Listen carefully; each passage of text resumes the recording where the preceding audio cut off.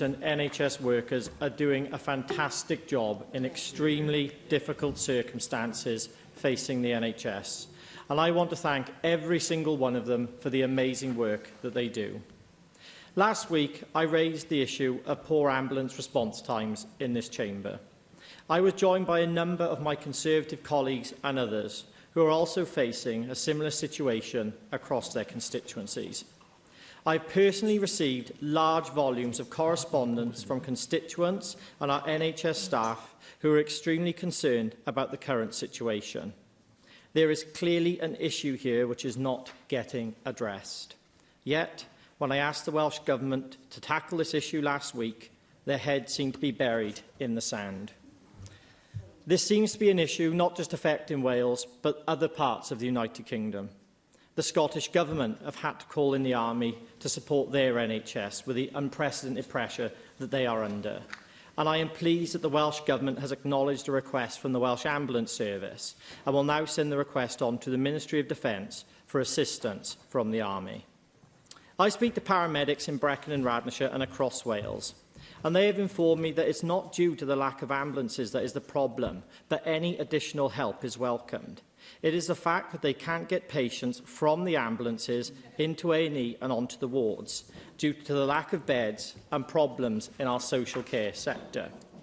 Someone somewhere in government has got to take responsibility for this, because at the moment, everybody across government seems to be saying that throwing more money at the problem is the only way to solve the situation. But we have seen significant increases in the NHS budget since the pandemic began, and things aren't getting any better. Can I ask the Minister to tell me, after the Welsh Government has received £8.6 billion to combat COVID-19, £2.9 billion announced in the 2021 budget making its way to Wales, and £1.9 billion over 3 years as part of Barnett consequentials from the English NHS, where has this money been spent to improve bed capacity and access to A&E treatments? Minister, are you going to take responsibility for this? Are you going to accept the fact that this needs to be addressed? The Welsh Government must now step up to the task and deal with this unacceptable situation. Lives are at risk, and people waiting for 12 hours plus is just not acceptable. We would not let animals suffer like this. So why are we letting the people of Wales suffer? With power comes great responsibility, and we must all play our part to support those working in our NHS and the Welsh Ambulance Service. We now face a winter of NHS pressures, and you have been found wanting. No plan, no strategy to address those pending problems. However, it is not too late. Take this opportunity to reassure this Senedd and the Welsh public that you accept the circumstances our ambulance service and NHS is facing, and set out plans to improve the services that our public are entitled to receive. Let us explore opening up the Nightingale field hospitals to free up space in our current hospitals.